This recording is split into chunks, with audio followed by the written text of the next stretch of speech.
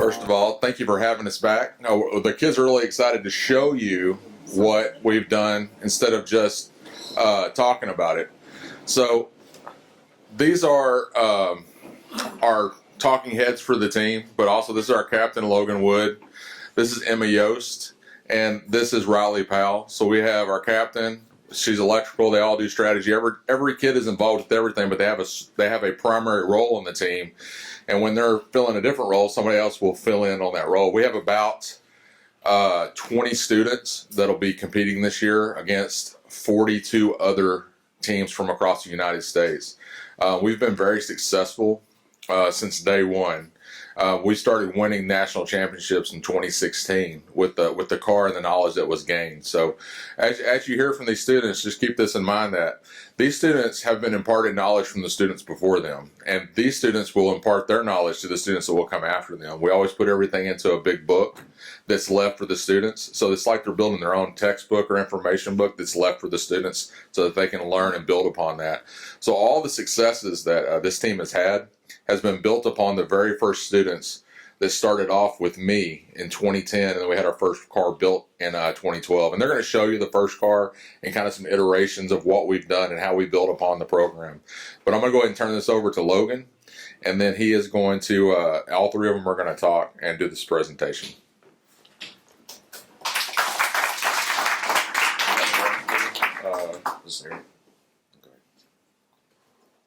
Okay, so in 2012, which you can see, this is the first car that we built, and it was basically a huge learning curve because they'd never raced before, and it was basically to get everything about the race and all the knowledge from it and to improve to the next year. So this is the same car just with a different body. So the best thing is you don't want to build a new car without making modifications to the one before it because you haven't learned everything that you could have, which would benefit you more. So they took the same car and they wanted to be more aerodynamic, which you can see there, and then to make small improvements to make it better and better. And then this is the same car, but they changed things like the panels and small things like battery setup just to play with the additives that you can have in the whole equation, because it's not, so like if you have a battery pack, the biggest watt you can have is 5,000 watts. Okay, so as Logan was saying, the max amount of watt hours you can have in the car for the race is 5,000. And this year they kind of played around with that and were able to decide what they thought was best for our team. So 2015, they built a new car called Regulus, and this car we still are racing to this day, but this was a new division that had opened up within the Solar Car Challenge, the electric solar division. And so we decided that we wanted to build a car and race in that division. Then this is 2016. This was our first national championship. This was actually Logan's freshman year. And this was a new car. It looks quite different from the ones you've seen before. And they built this one completely from scratch, all the students here. So they've all graduated except for Logan. And then 2017, this was the first year that we raced two cars. We raced Iron Lion and Regulus both. They did the classic division and the electric solar division, and both cars won the whole race for their division.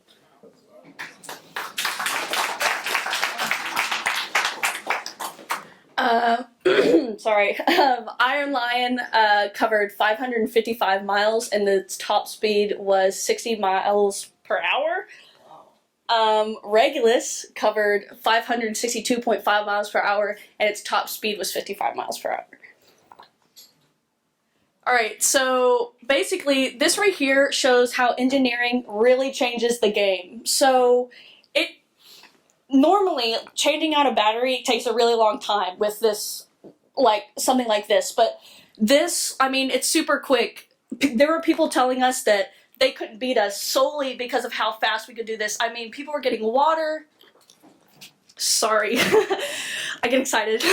People are getting water. I mean, all of this is, look, we're already done. And people right now would still be like getting their car in, doing this, this, and that. I mean, we got laps on people solely just by the way that we engineered that and how fast we did it.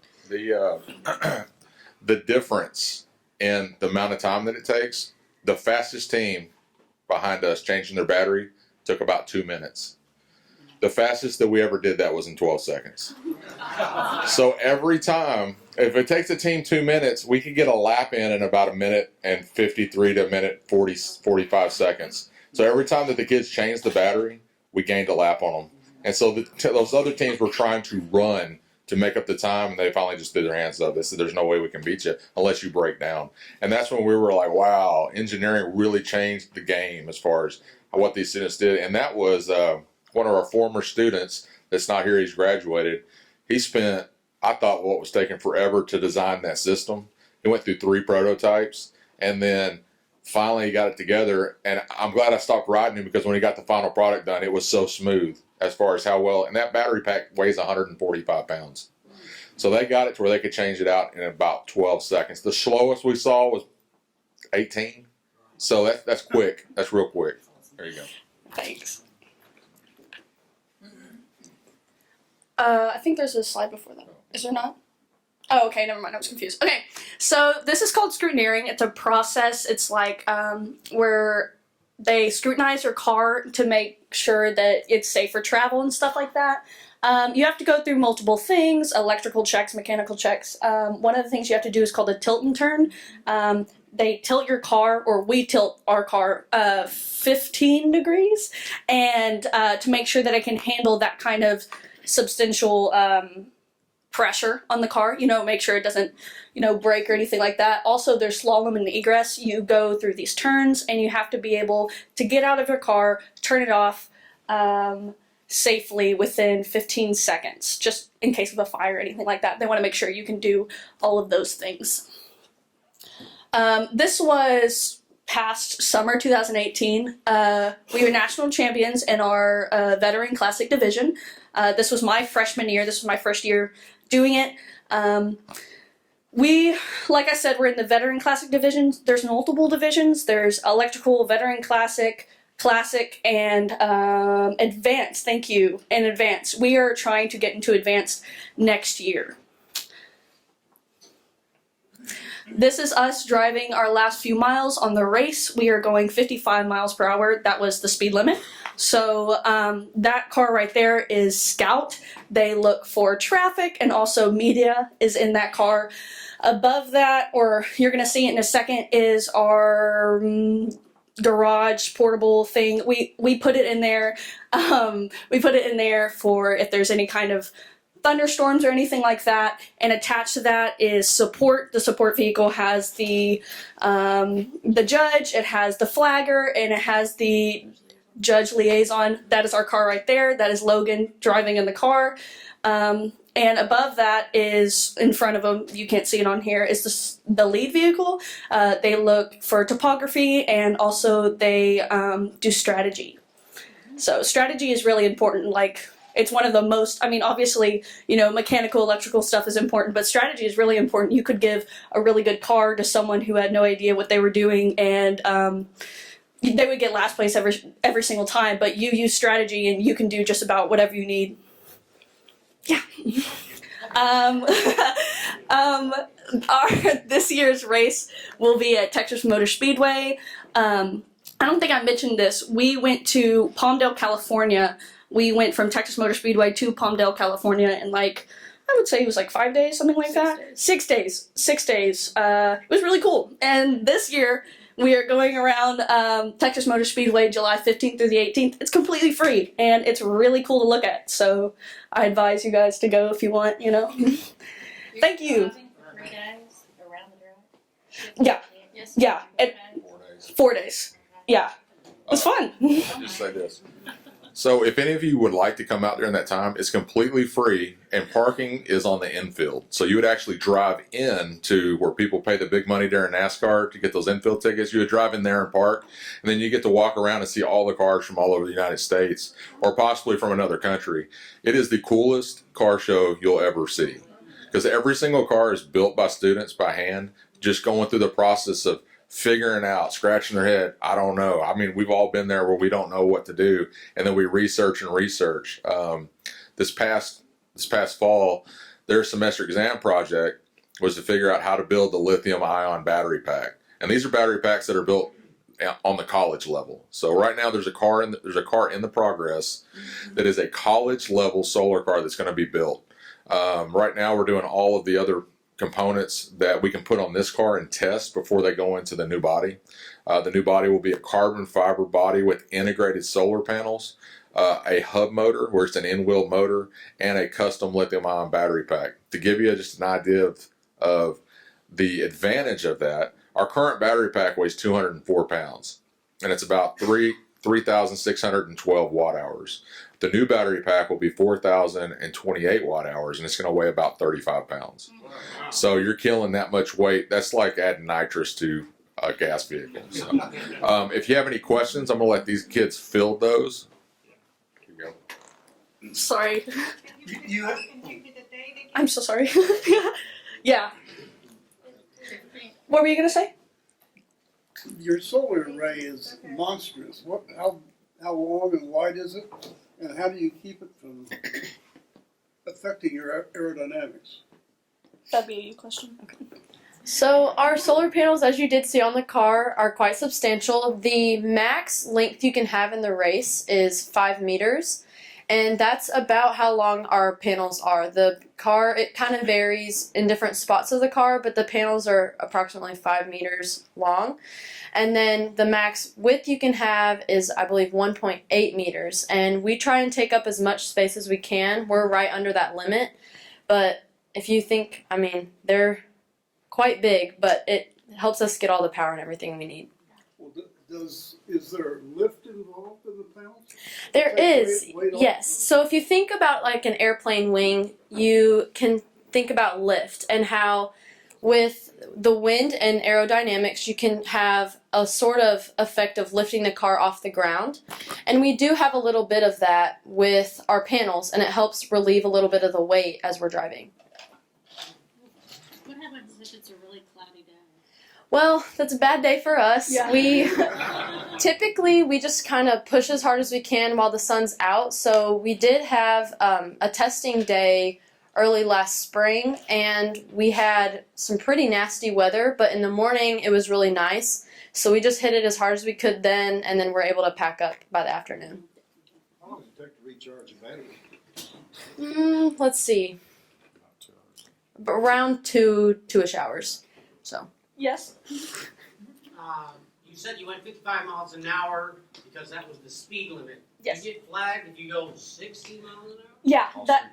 Yes. Yeah. So the car is actually a licensed car under the state, and so we get an experimental license, and when you pass scrutineering, so that means you're obligated to follow all regular road laws and speed limits. You have to use your blinkers, stop at stoplights, so it's treated like a regular everyday car. Yes. I have a couple questions. First, I noticed that the group has grown, which is Yes. awesome. Yeah. Yes. Yes. So how many students does this program in particular cater to? Like, what's the max and all that good stuff?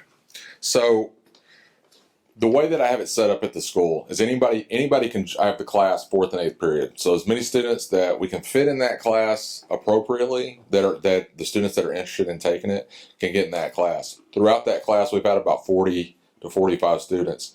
From that class, the kids compete to be on the competition side of the team. So this year, we can take more students. The reason that I want to push for 2 cars, I can involve more students. On road races where we travel cross country, it gets limited to about 14 students because we're limited to how many students can fit in the support vehicles, and so that gets really competitive. But that means that the students, just like anything else, when they go out into the real world, they're going to have to compete for jobs. They're going to have to compete for raises. So they're actually doing that now in school. They're competing for it. And it's not like anything like, and I'm not picking on this, but we all heard horror stories with certain programs where you have 3 judges and they're judging the kids and you're like, oh, I got shafted. I don't do that. It's a point system, and the kids know from the get-go that there's so much time that they can get making work days. There's so much time that they can get for their knowledge of electrical, mechanical, strategy, history of the team, history of the race. They'll take a big test at the end of April, and that's going to be worth about 60 points, and then their work days are worth about 20 points, and so we take those, and those all get averaged out, and we just take the kids that get the most points. So it starts like that and goes down. And I always tell kids that if you're alternate 1, 2, 3, or 4, be ready, because we've had alternate 1 and 2 come up and fill in for students for whatever reason they couldn't make the race, and those kids have been fantastic. So the soft skills that are learned through this program, the kids know the budget from day one. They know what we're getting from our sponsors. They know what the school's putting up. They're day one as far as like hotel rooms, what the cost is, what's the food cost. We need to figure all that out so we can look at what money do we have left over for making decisions on parts, how we're going to do modifications. So they have that full knowledge. So it makes real easy decisions as far as hotels. So if we say, oh, we're going to put 5 of y'all to a room for one night, they're like, okay, because they know where the money's going. They know it's going back into the car and the program. And that actually brought me to my second question is, do you go out and look for sponsors? Who are your sponsors? And or does the school, and what's the ratio between the school and outside sponsors? Our outside sponsors, we have fantastic outside sponsors. Our top 2 outside sponsors are L3 and Farmers Electric. They have been with us from day one. We also have White Eagle out of Cattle Mills. They've been really good. And then we have Huntex Property has bought us stuff that we've needed. Let's see here. I'm not forgetting anybody. Greenville ISD. So Greenville ISD, they definitely fulfill the things that we need for our program, along with our sponsors. I would say with all of our sponsors, that outside sponsors in Greenville ISD, it's a pretty good, when you add up everything as far as providing us a truck, they bought the trailer, the money they provide for our travel budget. So we get a travel budget from the school, so they support us. It's all balanced out. So it's pretty good as far as outside versus inside. We're not totally reliant on outside sponsors, and but we're not. It's even, if that makes sense. Yeah. If there was a significant loss in any direction, then that would. You can ration out what you need. Yeah. So our goal with funding for the team is the more funding that we have, the more students we can involve. So that's how it works. It's not about staying at a nicer hotel room or anything. It's about the experience and about the students having that experience. How do you make the body? Does any of y'all want to fill that? Okay, so we have the main frame, like the roll cage and all that, right? That's out of chromoly steel tubing. And then for the body itself, we still use chromoly steel, but it's very, very small. And it's welded and bent into the shapes that we need it. So it's wrapped around the car. So if you were to go outside where the car is now, you can touch the wrap and it's flexible. And it's like it's kind of hard to describe, but Probably airplane material. exactly, yes. And then all we have to do is get sections of the wrap, and we put it over the bars that we've already bent for the body, and you just heat shrink it onto it, and that's how we get the shape. And it's very aerodynamic. And y'all do that part? Yes, we do all of it. Yeah, Students do everything. Everything. We try to do everything in house. Yeah. The only thing that we get kind of iffy on is like right now. We have our hub motor that we got from what college was it? Iowa State. So Iowa State was selling a motor on eBay, and this is like if we were to buy it brand new, it'd be like a $15,000 motor.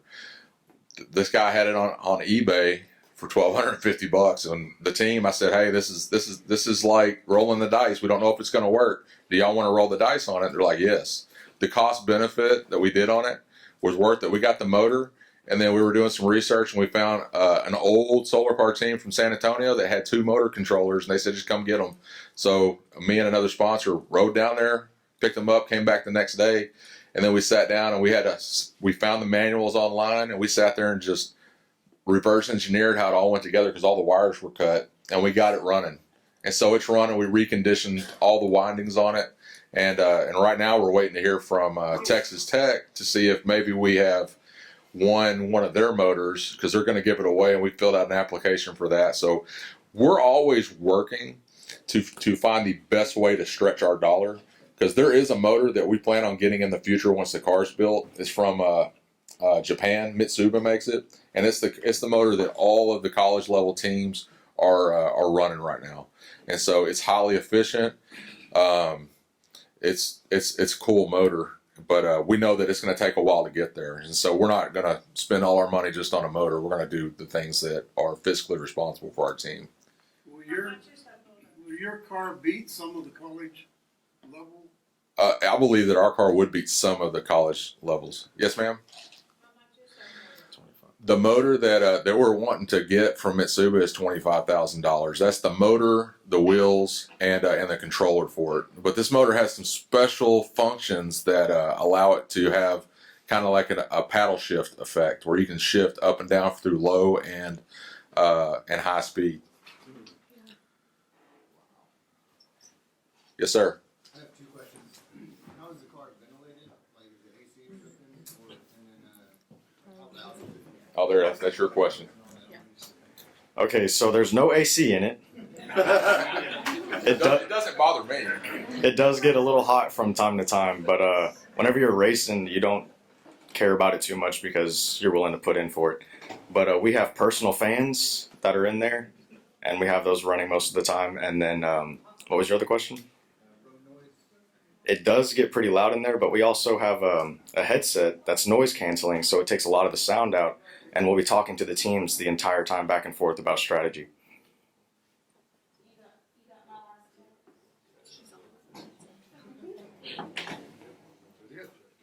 What kind of strategic decisions do you make? You got There's a lot. Like everything, literally everything you do comes into play. I mean, the driver's weight comes into play, like the smallest things. Topography is a really big deal. Last race, we had a lot of hills and stuff like that, so you really take stuff like that into consideration.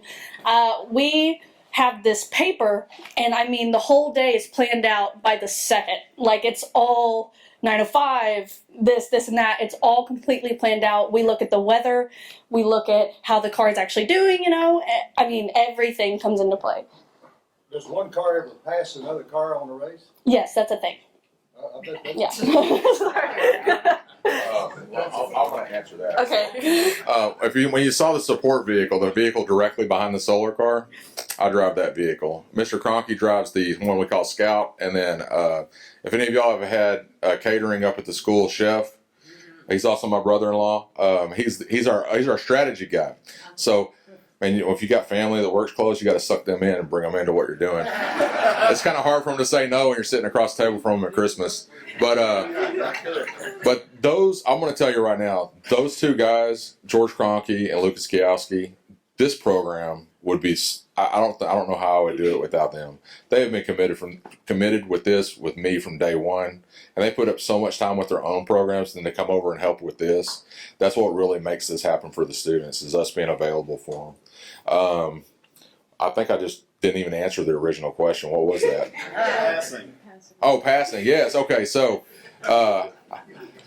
when we really try to avoid another team passing us. So if right now, the reason for that is because if a team was to pass us, they're going to do it really slow. And our goal is that when we pass somebody, we're going to pass them like you're passing in a regular car. So we'll tell them, drive it like a car. And they'll go from doing like 35, shoot up to 55, 60. We'll get around, and then we settle back down. So we're going to sacrifice that amount of power just for safety reasons. We've had other teams pass us back in the day when we were doing 15 miles an hour on the road, and then we were going to pass a team that had stopped. We had one team pass us, and they were just creeping by us at like 16. We're doing 15. And we're like, get on by. We just pulled over because it just felt, some of that stuff can feel a little bit scary. But through the time that we've done this program, and from our experience being on the road, we know how to manage these students and prepare them before we even go on a race. We have a route that we go out. We start out over at Caddo Mills High School. We drive down 36. We go 1572, whatever that is, going to Celeste. And we stop at their high school for a break. And so these kids get some experience on the back roads before we even get on the road. And then we sit there and we talk about contingencies. Our entire team is made up of contingencies. So we bought that motor on eBay. And we're like, yeah, we're going to run this motor. And then we're like, well, what happens if it breaks? So we went online and we found another cheaper motor that's not as efficient, but it keeps us in the race. So we're always talking about contingencies, and we take extra stuff with us. The motto is, Do we need this? Bring it so we don't. Because as soon as you leave something behind, you're going to need it. So, I got a question for you. yes. In NASCAR, I've heard it said that if you ain't bumping and rubbing, you ain't racing. Yeah, there's no bumping and rubbing. There has been cars that in it. I mean, we've gotten a penalty for something. Y'all ever seen Talladega Nights? Shake and bake. So we had both those cars running in 2017, and our single seater, the one you'll see today, it had a little issue with the chain drive, so it wasn't running as good. But the other car was just flying around the track. So you have to pass somebody in certain parts on the track. You can pass 3 wide on the straightaways, but only 2 wide on the turns. And so they were coming out of a turn going into a straightaway, and so one of our drivers in the 2-seater just whooped in behind us and then just went right back out. And they're like, "Man, y'all got to stop doing that shake and bake," because they felt like it was unsafe. But we know that car, the other car, has full suspension. It can do it. It can do hairpin turns. It rides like a Cadillac. This car has like almost no suspension, just to save weight. But the 2-seater has full suspension. So yeah, we don't try to bump and rub at all. Because everybody's worked so hard, blood, sweat, and tears on these cars. The last thing you want to do is run into another vehicle, but it happens sometimes. Yes. Do all the cars that compete look generally the same? No. No, not at all. Widely different. It is widely different because you're gonna have teams. Well, I'm gonna let y'all talk about it. Yeah. All the cars, I mean, there's really no 2 car that looks the same. All the cars are different. People are always trying to do something different and this and that, try to get ahead. You're going to have teams that, I mean, look completely different than that right there, but still be in the same division as us. Yeah, definitely. Yeah. There's no like book on how to build a solar car. All there is a huge rule book on everything you have to follow and abide by. So what you have to do is basically research as much as you can and get as much knowledge and just fit the rules. And when that comes to all the teams and you finally pull up and you see all the cars next to each other, it's completely different. You'll have cars that are really short, you'll have cars that are long, you'll have cars that look kind of sketchy, and it's just how it is. Well, I would think since y'all won 3 or 4 years in a row, they'd be copying you. So.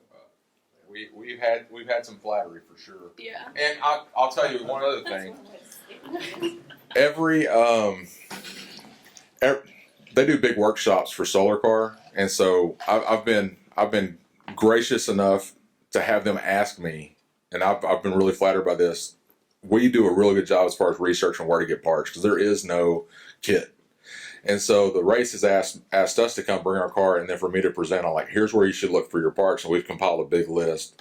And with it being a race, you would think, hey, you want to keep everything secret. Well, we decided last year, we're done. We're not keeping it. Anybody wants to know what we do, they want to know how we run the car, we're going to tell you to the letter. We're not going to hide anything. We're going to say, hey, that gear ratio is probably going to be better for you. Now, they still have to figure that out, and a lot of teams are like standoffish. Like they don't want to believe us. And so one team in particular, Wiley, they're in the classic division, Wiley East High School. I started talking to their sponsor. I said, look, Tony, I'm just going to tell you what we do. And I told them down to the letter, because we firmly believe that we can build that exact same car, give it to another team, and we'll whoop them. Because we know what that car does. Every team's car is different. They have to learn how to do it. But we want to impart the knowledge because we see huge gaps between teams that have knowledge and teams that don't. And so we want to share it because when you're racing another team and there's just a mile between you, man, it's a lot more fun. It's a lot more fun than being 121 miles ahead of anybody behind you. That happened in 2016. So we're out there to share the knowledge for everybody in the race, and the teams believe that about us now. So we have teams contacting me from all over the United States asking questions, which is really neat. All right. All right.